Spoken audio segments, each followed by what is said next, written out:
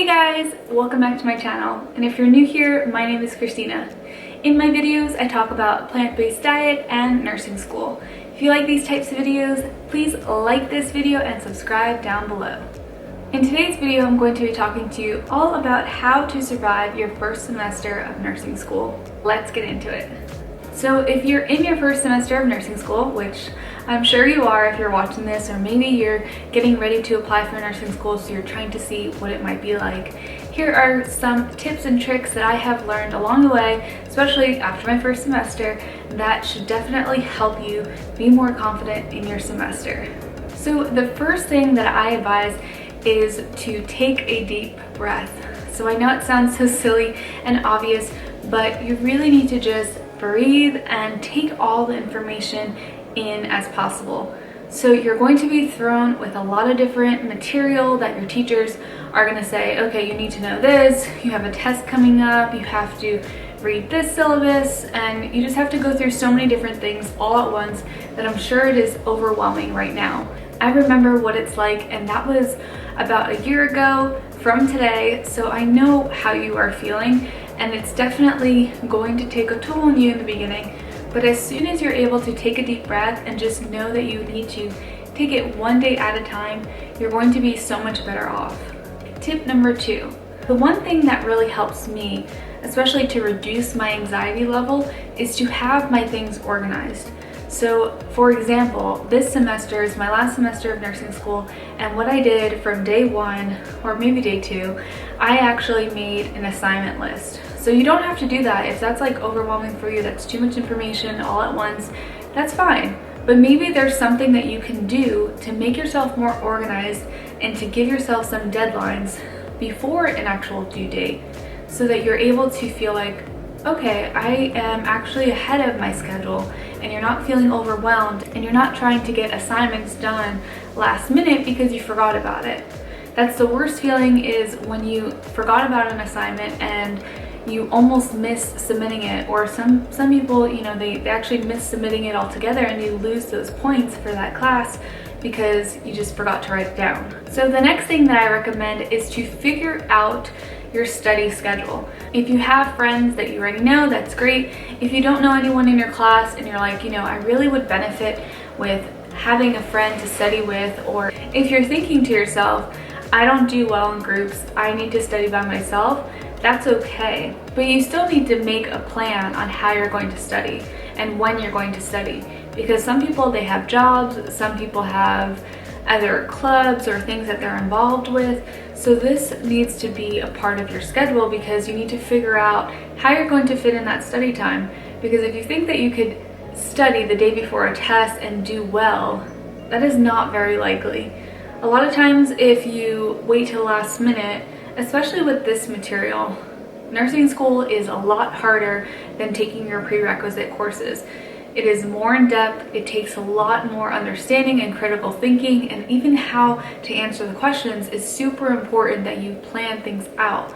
And if you know that you're the type of person that you kind of wait till last minute, I was there before, you need to use this time to make sure that you have a schedule in place. It is so important that you don't get behind because you forgot to study for an exam, or you forgot to submit an assignment like I said earlier. So make sure that you have not only your plans for your schedule and what assignments you have due, so you know what's due, but you also know who you're going to study with, how you're going to study, and you come up with a plan of action. And after your first test, it's a really good gauger to see if what you did for the first test, if that actually worked. Whether you're studying with a group, or if you studied by yourself, did that work? Did you get in the 80s, or did you get in the 90s? Or, you know, you just have to play around with your studying, because sometimes it's not going to work the first time. Maybe you are used to studying by yourself, and then for nursing school, it's better for you to study with someone else. So for me, I had, in my other program, I studied always by myself, maybe once in a while with someone else, but rarely. I was always studying by myself. Now turn to this program, I always study with like 1 or 2 other people, and we bounce ideas off of each other and different diagnoses and different diseases and things to remember to help each other, which is super helpful for me. Now, everyone is different, so I can't tell you, do this and you'll pass. It really depends on your preference and how you learn. Another thing that I wanted to mention that brings me to my fourth tip is to make sure to utilize your resources. So there are so many free things out there. There are a lot of things that you can buy or purchase, but I don't recommend buying all these things because it really doesn't help that much. I had purchased this packet of information that's supposed to be like the best thing ever for nursing students off Etsy, and it was like a list of different important things. It was cool, it looked nice, it was aesthetically pleasing, but it wasn't something that related directly to my class all the time. Like if you have different lab values or if you have different patient vital signs, they all vary textbook to textbook. So make sure that you are utilizing the proper resources like YouTube, like this even, it's free. It helps a lot, or I hope it does help. But there are other resources on YouTube. If you have certain topics that you're having trouble with, make sure you utilize YouTube. It is so helpful, and if you're a visual learner, you could physically see things and learn mnemonics, and you'll be like, oh, I remember seeing that in that video. I definitely know it has to be related to this. If there's something in class where it's like boring you because the material is so dense, look at a video after class, because obviously that information you probably didn't retain as well. And then the reality of it is you're not going to want to go home and then go read in the textbook about that same disease process that made you fall asleep in class. So make sure you utilize those resources online, YouTube, or if there's Quizlets out there that people have made. There's so many different people at different schools that make Quizlets that are just like questions, or they're even definitions of things that are super helpful. So make sure to look up your school on Quizlet, see what sort of Quizlets are out there already, so that might help you save time, and you could play like a game through Quizlet, or you could make your own if that's helpful too. I personally like to write out a lot of my notes, or I have the PowerPoint that the teacher provides and I'll highlight, write more notes in.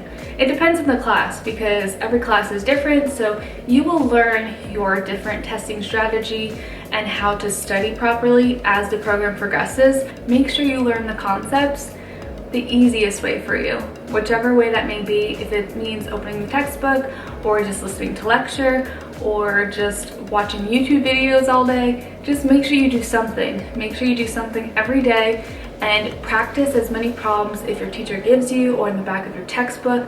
Whatever resources are given to you, use them. Tip number 5. This is a big one for me because I remember being in my first semester of nursing school and being terrified of going to the hospital. And it sounds so silly because I've been working on and off in the medical field for about 10 years. So I never thought that I would be nervous to go to a hospital and have like patients and having to interact with them and what I do. I just was really, really nervous and not sure what was going to happen. So my suggestion is don't be intimidated by going to the hospital. Yes, it's going to be nerve-wracking because you've never been there before, or maybe some of you have, but a lot of us haven't. So if you haven't had any experience walking to the hospital or being around patients, this is your first time interacting with patients one-to-one or two-to-one, depending on your school, just be aware that it's going to be awkward at first. You're going to be nervous to go in their room and wake them up if they're sleeping. This is all normal and it's okay. Each semester that you progress, you'll feel more and more comfortable every time, and it's going to get easier and easier. So just relax a little bit and try to enjoy the process of learning. Enjoy what you're learning in school and trying to implement it in your clinical rotations. You're going to learn a lot of different things at the hospital. And I really enjoyed it. In the beginning, I was terrified. By the end of that semester, I felt good. Like I had my groove on and I was like, oh yeah, I can take care of patients. So make sure that you are learning every time you go in, see a patient. If there's something that your teacher's like, hey, anybody wants to help me with changing this patient or moving this patient or whatever it may be during the first semester, let's say they do vitals or whatever it is that they may need help with, make sure that you volunteer yourself. Even if you're like, I'm not really exactly sure how to do this, can you show me? Can you help me? Your teachers will be so happy that you volunteered, even though you were unsure, even though it made you feel uncomfortable. You will feel so accomplished when you did that at the end. Something so simple can make you feel really, really good and only boost your confidence level for your next patient. And then guess what? The next time you have a patient that needs to be moved or needs to be changed, you're gonna be like, I did this already. I know how to do this. And your confidence level builds and builds and builds. So that's how you get better at something. You keep practicing or you keep studying, whatever it may be. And then by the time you need to do it again and again, you're able to produce the same results and faster. So just keep that in mind when you're going to start your clinical rotations, and just understand that you are beginners and that is okay, and it is going to get better. Even with your actual classes and studying and doing all these assignments, it's going to be overwhelming. They know that. They're testing you to see how you're going to react in certain situations, how you're going to be able to handle a patient, because guess what? We're dealing with patients' lives. So make sure that when you're in class, you pay attention, you get a good night's sleep, you do all those things that we already know that we should be doing, but sometimes we don't. Make sure you eat something, bring something to eat to class, have a snack or something, take a break when you need to. But make sure that you are having fun and enjoying classes and immerse yourself in learning. That's why we're here. Because when school is said and done, we're going to be in the real world handling these patients and taking care of them and hopefully saving lives. It's so important that we work together as a team to become great nurses. I hope this video helped you all, and if you have any questions or comments, please feel free to write them down below. I really genuinely want to help you. If you're like, you know, I'm still anxious, I'm still struggling, message me on Instagram. I will be your motivator. I will be your friend if you don't have one. If you need someone to study with, I will help you. I promise you I will. I am very busy in my semester, but I always make time for those who actually need help. I love helping people, and I will do my best to answer all your questions in a timely manner. If you have any other questions, comments, please let me know, or video ideas even. If you're like, I'm having trouble in this area, let me know. Thanks so much for watching, and if you haven't subscribed yet, please subscribe down below and like this video. I can't wait to see you guys next time. Bye!